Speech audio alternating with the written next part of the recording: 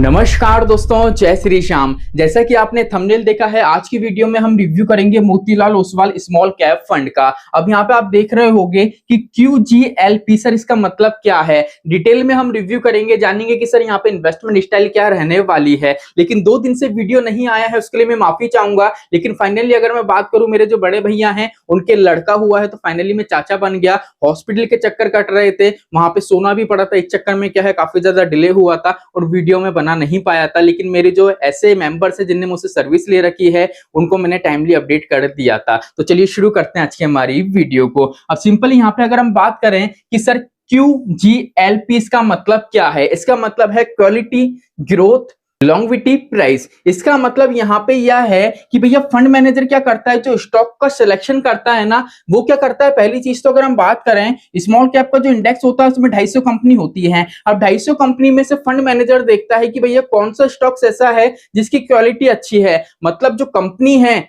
जो स्टॉक की कंपनी है वो काफी अच्छी है। सेकंड चीज, जिसमें ग्रोथ की संभावना कितनी है, वो फ्यूचर में कितनी ग्रोथ बना के दे सकती है। सेकंड चीज ये देखते हैं कि भैया अगर हम उसको होल्ड कर रहे हैं तो ऐसा नहीं है आज हमने होल्ड करा 2 दिन बाद ही वहां पे क्या गिरावट देखने को मिले। ठीक है, वो ये देखते हैं कि अगर आज हम इसको बाय कर रहे हैं तो कितने ज्यादा से ज्यादा समय के लिए हम उस स्टॉक को होल्ड कर सकते हैं। उसके बाद देखते हैं कि भैया उसका प्राइस ये देखा जाता है कि भैया वो जब अपने निचले स्तर पे होता है तब तो बाय नहीं करेंगे। जब निचले स्तर से हल्की सी उसकी वैल्यू बढ़ती है तब फंड मैनेजर को लगता है कि यहां से इसका प्राइस सेक्शन में बढ़ने वाला है, तब वो क्या करते हैं, अपने पोर्टफोलियो में शामिल करते हैं। तो यहां पे इसका पता पड़ गया हो गया आपको, फ्रेमवर्क का उपयोग करके स्मॉल कैप कंपनियों का चयन करती है। तो मैंने इन्वेस्टमेंट की इनकी जो स्टाइल है वो सारी आपके सामने रख दी है। अगर इसके बाद अगर हम बात करें तो यहाँ पे इसका जो फंड साइज हमको देखने को मिलेगा वो मिलेगा 5,829 करोड़ का फंड साइज। नो डाउट इतना ज्यादा आपको देखने को नहीं मिलेगा क्योंकि इस फंड को मार्केट में ज्यादा समय नहीं हुआ है। तो इजीली यहाँ पे क्या है, समय ज्यादा नहीं हुआ है।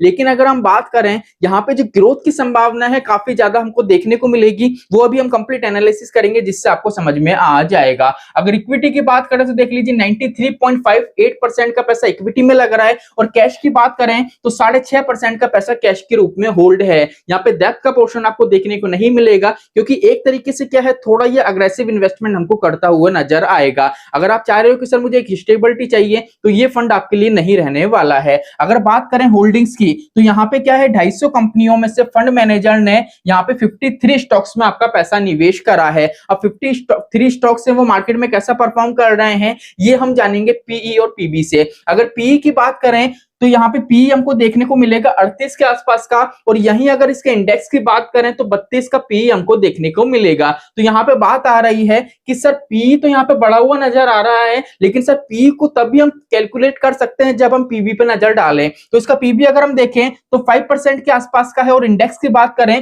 तो 4.2 के आसपास का है। मतलब इसके इंडेक्स जो मार्केट में परफॉर्म कर रहे हैं उससे ज्यादा ये फंड ग्रोथ बना के दे रहा है। इसका मतलब यह है यहाँ पे जो 53 स्टॉक्स में पैसा निवेश करा गया है वो क्या कर रहे हैं, उनके जितने भी स्टॉक्स हैं उनमें से कुछ स्टॉक्स ऐसे हैं जो अपनी बुक वैल्यू से ज्यादा वैल्यू पे करंट टाइम में ट्रेड कर रहे हैं। इसलिए यहाँ पे पी आपको बढ़ा हुआ नजर आएगा। तो यहाँ पे कहने का मतलब है पीई बढ़ा हुआ है, उससे कोई दिक्कत नहीं है क्योंकि 250 कंपनी में से फंड मैनेजर ने सिर्फ 53 कंपनी में हमारा पैसा निवेश करा है। अगर फंड मैनेजर को लगता है कि भैया जो स्टॉक कैरी करे गए हैं, क्योंकि वो तो लॉन्ग टर्म के लिए कैरी करे गए हैं जैसा मैंने आपको बताया, अगर फंड मैनेजर को लगता है कि भैया यहां से वो स्टॉक गिरने मतलब संभावना है कि गिर सकते हैं, तो वो क्या करेंगे, उसको हटा के नया स्टॉक लेंगे। तो यहाँ पे उनका कहीं ना कहीं जो पीई है वो उसको मैनेज कर सकते हैं, कोई दिक्कत परेशानी नहीं है। अब यहाँ पे 53 में से अगर टॉप 10 स्टॉक्स की बात करें तो उनकी एलोकेशन देखोगे तो 30% के आसपास की आपको नजर आएगी। तो टॉप 10 जो इसके स्टॉक से काफी ज्यादा मजबूती आपको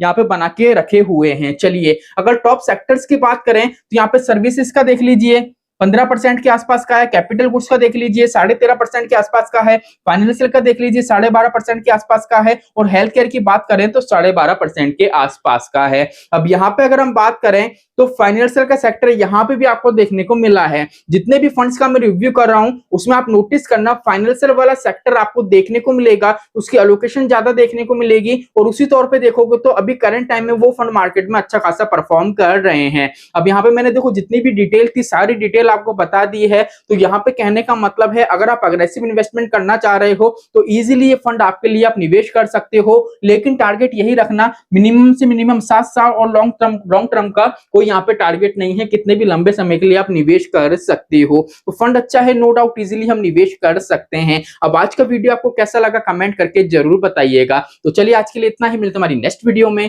जय श्री श्याम दोस्तों, जय श्री राधे।